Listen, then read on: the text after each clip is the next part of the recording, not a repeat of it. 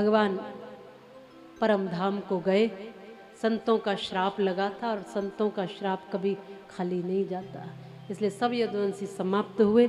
हमेशा मैं कहती हूँ अपने बच्चों को कार दो या मत दो, पर संस्कार जरूर दो, संस्कार जरूर देना है। बिना संस्कारों के यही होता है संतानों का।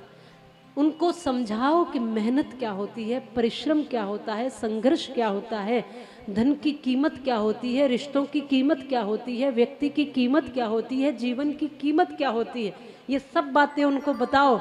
अगर नहीं बताओगे, नहीं समझाओगे और खूब कमा के उनको यूं ही दे दिया तो वो आपके कमाए हुए का गलत उपयोग भी कर सकते हैं और सब बर्बाद कर सकते हैं। जो तुमने कमाया, नाम, संपत्ति, जो कुछ भी कमाया, वो सब तहस नहस कर सकते हैं।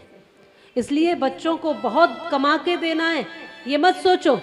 बच्चों को संस्कार अच्छे देने, वो अपने आप कमा लेगा। पूत कपूत को का धन संचय, पूत सपूत तो का धन संचय। अच्छे संस्कार देकर, अच्छा रास्ता देकर उसको लायक बना जाइए, इतना तुम्हारा काम है। बाकी ये मत सोचिए कि 4 मकान देके जाने कि 10 मकान देके जाने, किस काम के, किस मतलब के हैं ये, अगर संस्कार ही नहीं दिए तो। अगर संतान लायक है तो 10 मकान खुद खड़े कर लेगा। आपका काम मकान बनाना नहीं है बच्चों के लिए, आपका काम है बच्चों को बनाना, उनको संस्कार देना।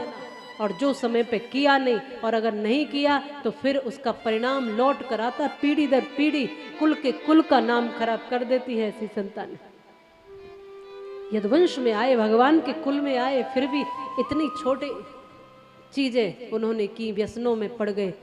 लाखों ही घर शराब ने बर्बाद कर दिए हैं, गुलशन कई उजाड़ कर वीरान कर दिए हैं।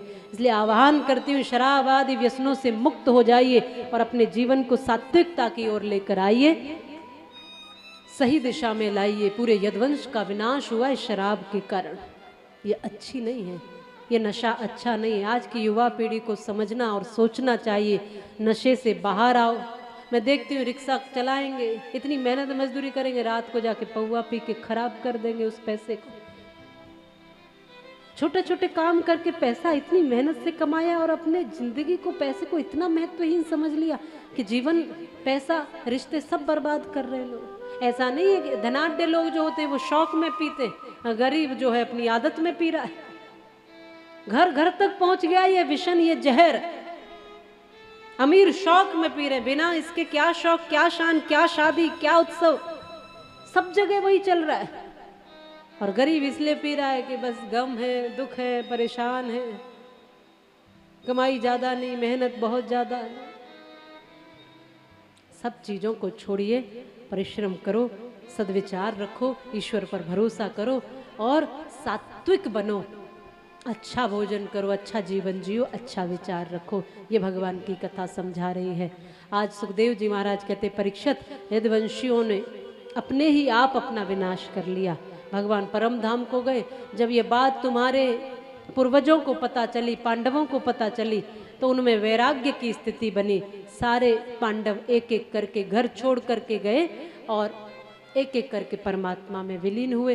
राज्य तुम्हें सौंपा, तुमने बहुत अच्छा राज्य किया, पर तुमसे भी वही गलती हुई, संत का अपमान। शमीक मुनि के गले में मरा हुआ सर्प डाल दिया था, श्राप लगा था, तक्षक नाग डसेगा 7वें दिन, और ऐसा हुआ। लेकिन परीक्षित बहुत समझदार थे, वो व्यसनों में नहीं थे। ये भी शराब आदि व्यसन में होते तो ये भी अपना कल्याण न कर पाते, पर क्योंकि इनसे भूल तो हुई, संतों का अपमान किया, तो संतों के ही चरणों में बैठकर 7 दिन इन्होंने भागवत सुन करके अपना उत्थान भी कर लिया, उस श्राप को वरदान में बदल लिया, जीवन से मुक्त हो गए। आज 7 दिन परीक्षित जी ने कथा सुनी, कथा सुनकर अपने जीवन का कल्याण किया, सुखदेव जी का पूजन किया, उनकी विदाई की और स्वयं भगवान के भजन में लीन हो गए। तक्षक नाग आया, उसने डसा, शरीर पंच तत्वों में विलीन हुआ, आत्मा परमात्मा में विलीन हुई।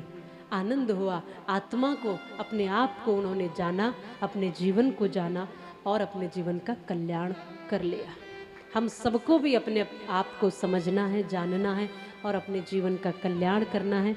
भगवान की सानिध्य और शरणागति में आना है, जितना हो सके अच्छी संगति में रहना है। इसका सार ये समझ लेना, अगर गलत संगति में हो तो आज नहीं तो कल कहीं ना कहीं तुम्हारे भीतर भी अवगुण आने की संभावना है। आप शराबी के पास बैठोगे तो शराबी नहीं भी होंगे तो भी समाज तुम्हें उन्हीं दृष्टि से देखने लगेगा कि ये भी ऐसा ही होगा, और एक न एक दिन तुम भी हो सकता है कि वैसे बन ही जाओ। और साधु की संगति में बैठने लगोगे तो साधु बनो न बनो पर कम से कम भक्त तो बन ही जाओगे। संत ना भी बनो तो भक्त तो बन ही जाओगे।